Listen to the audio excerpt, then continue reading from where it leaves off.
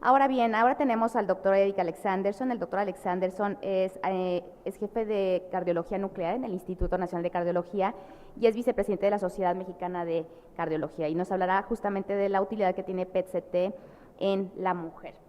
Y en lo que se instala rápidamente, solo quiero comentar que tenemos otro sitio, que acabamos de lanzar otro sitio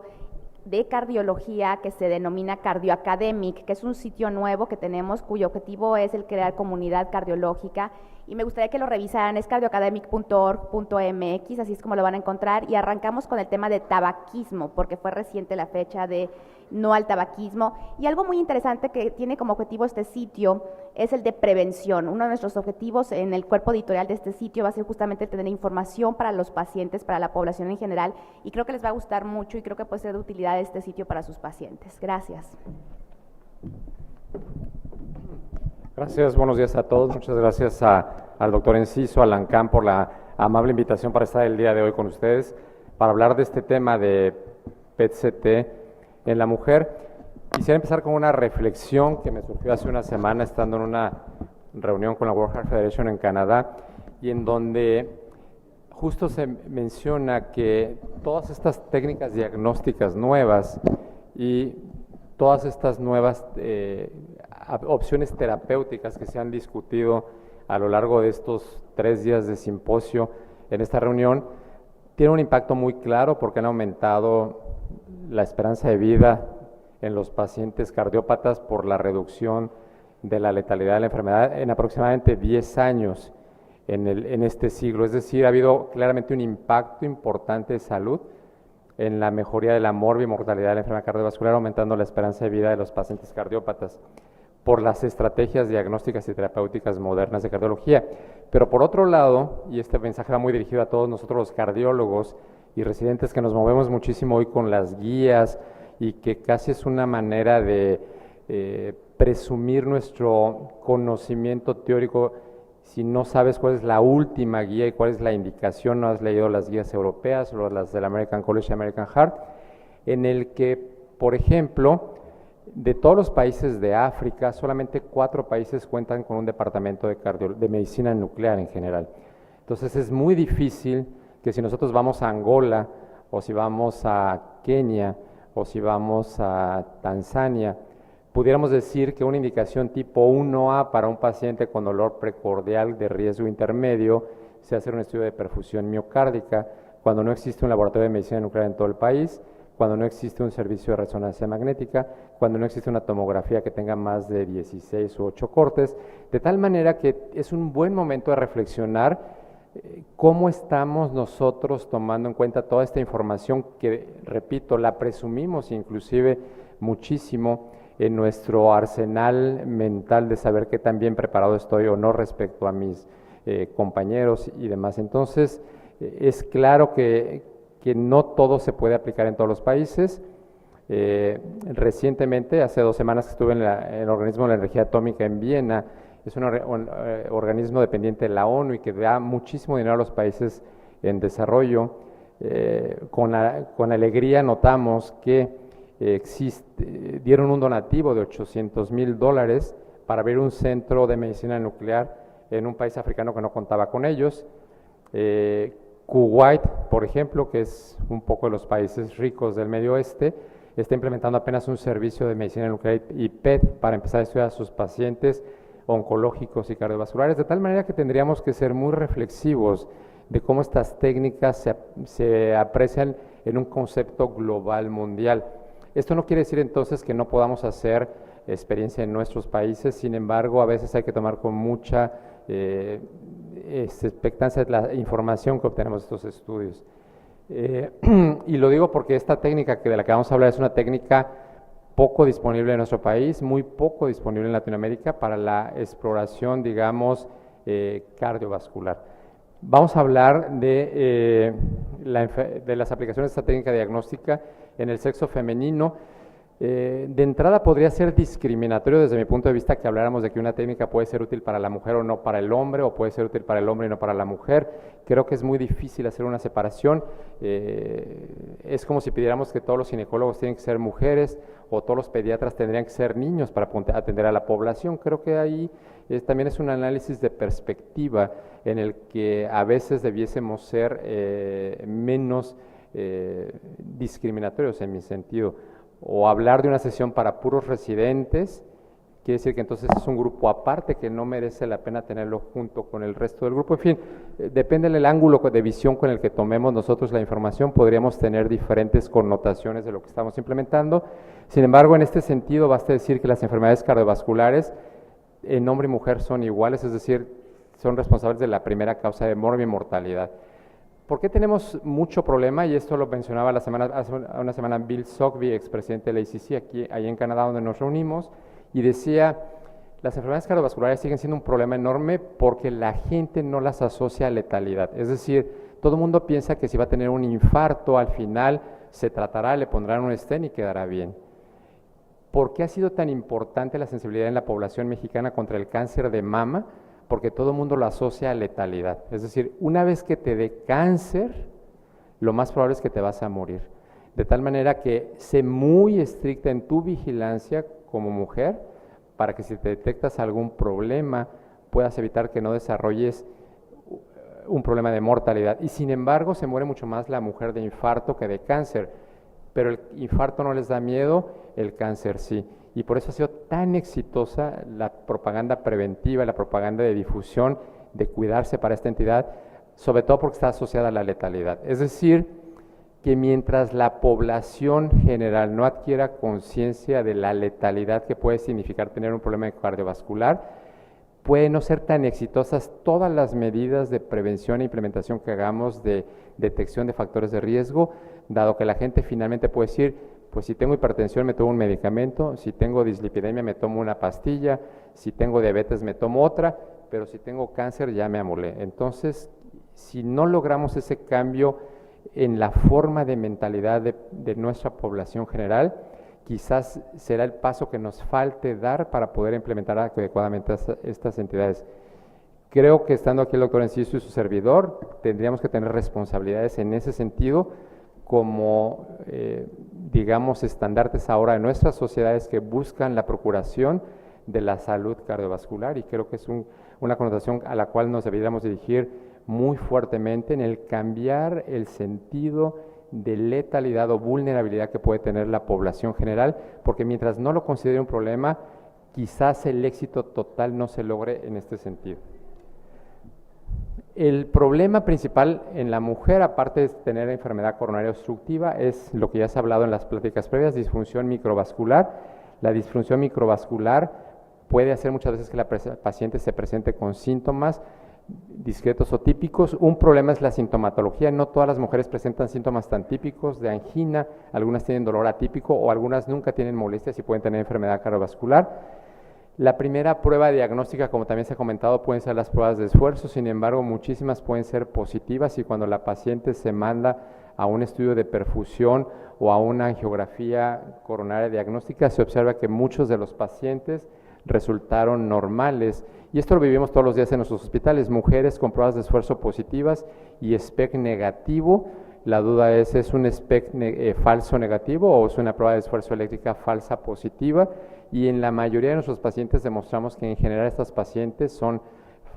pruebas de esfuerzo eléctricas falsas positivas. El estudio de PET-CT analiza muchísimos factores: la perfusión, las lesiones coronarias, la función ventricular, el flujo miocárdico, el daño endotelial, la viabilidad, la inflamación de placas aterosclerosas, la imagen molecular. La detección de isquemia es muy similar en hombres y mujeres, se basa en la premisa de establecer estudios de reposo y estrés y demostrar efectos de perfusión en estrés que no están presentes en el reposo. Este es el formato que se presenta, en lo típico, imágenes muy parecidas a las que se presentan con SPECT, de lo que ya se habló previamente. Nosotros voy a presentar una serie de casos que hemos visto en grupos que son predominantemente femeninos, en la que se demuestra que estos métodos pueden detectar la presencia de enfermedad obstructiva coronaria o enfermedad isquémica, particularmente en el sexo femenino. Y qué mejor entonces en este sentido que escoger modelos de endoteliopatía, que finalmente son modelos biológicos de daño endotelial, y en el que en la mayoría de los casos, la mayor parte de pacientes componiendo estos grupos son del sexo femenino. En este estudio que publicamos hace algunos años en pacientes con síndrome antifosfolípido primario, con PET demostramos que una buena parte de las mujeres, perdón, ya me fui hacia atrás, aquí está, que una buena parte de las mujeres más o menos tenían evidencia de isquemia. Obviamente en pacientes con síndrome antifosfolípido la mayor parte eran mujeres respecto a hombres, y se compararon contra un grupo de voluntarios sanos y se encontró que aproximadamente 40% de las pacientes con síndrome antifosfolípido que están completamente asintomáticas se les demostró la presencia de isquemia miocárdica. Es decir, la manifestación clínica de isquemia silente es muy común en el sexo femenino, y este 40% hace que estas pacientes puedan desarrollar problemas más adelante porque no tienen síntomas que sugieran que podrían tener compromiso a este nivel.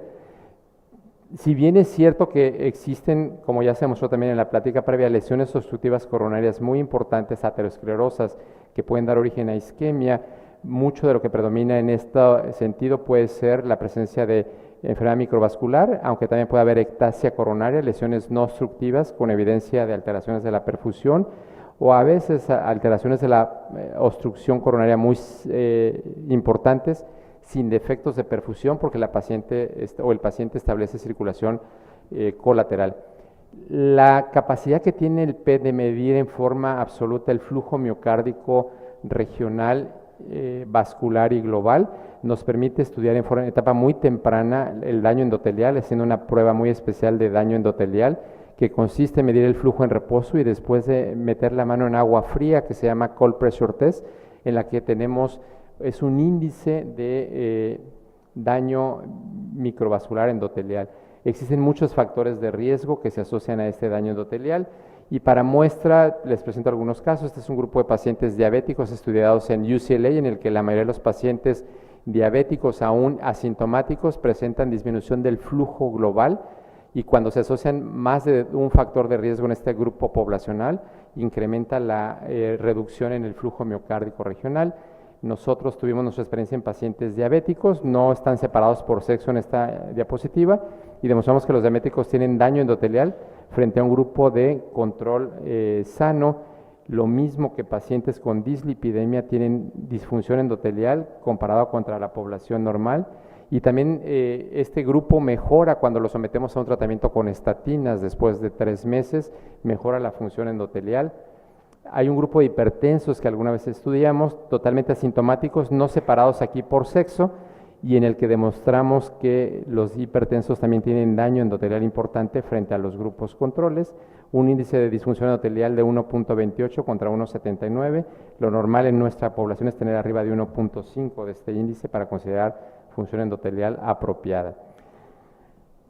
Volvimos a estudiar un grupo de endoteliopatía donde predomina el sexo femenino. En este caso estudiamos pacientes con lupus eritematoso sistémico. Estas pacientes con lupus, si se fijan ustedes aquí en la diapositiva, el 100% eran del sexo femenino, y las comparamos contra un 100% de mujeres controles pareadas por edad y por sexo, si no la comparación podría no ser tan eficiente, y observamos que en este grupo de pacientes con lupus eritematoso teníamos también una reducción de los flujos coronarios. Aquí está el flujo de reposo, el flujo de estrés y el flujo de función endotelial, demostrando, vean, que las pacientes con lupus tenían una reducción significativa de este índice de función endotelial contra un grupo o el grupo de controles sanas, con una diferencia estadísticamente significativa que nos habla de que estas mujeres lúpicas, asintomáticas desde el punto de vista cardiovascular, todas ellas tienen disfunción endotelial, que esta las va a llevar a una enfermedad isquémica más avanzada en un futuro porque no hacen síntomas. Aquí se demuestra muy clara la diferencia entre el grupo de lupus y el grupo de población normal. También estudiamos a estas pacientes con síndrome antifosfolípido con esta técnica de PET, y también demostramos que estas pacientes con SAF, que fueron 18 y que fueron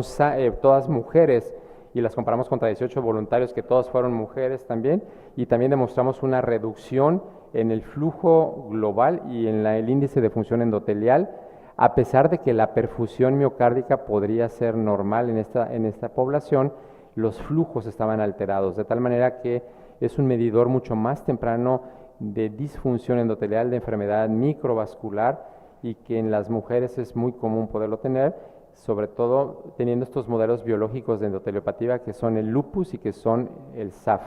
Entonces, las pacientes con SAF también tienen daño endotelial. Finalmente, otra aplicación de estas técnicas puede ser buscar datos de inflamación de placa aterosclerosa, como en carótidas, como en aorta,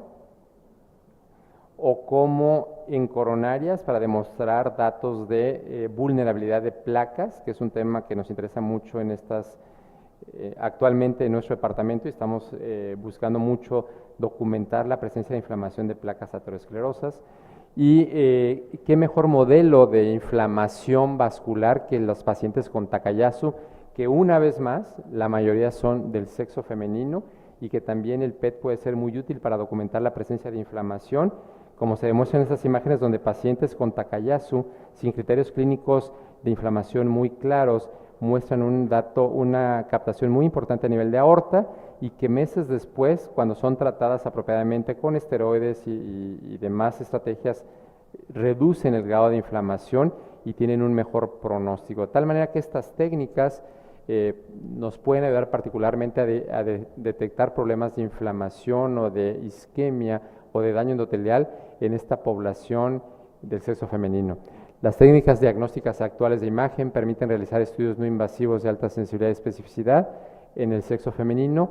sin una diferencia significativa a lo que hemos encontrado también en el sexo masculino, de tal manera que son técnicas que son igual de eficientes en ambos grupos, en ambos géneros, y pueden ser aplicadas sin mayor problema para la detección de la enfermedad y el seguimiento de la respuesta al tratamiento que se establezca en sus patologías. Muchas gracias por su atención.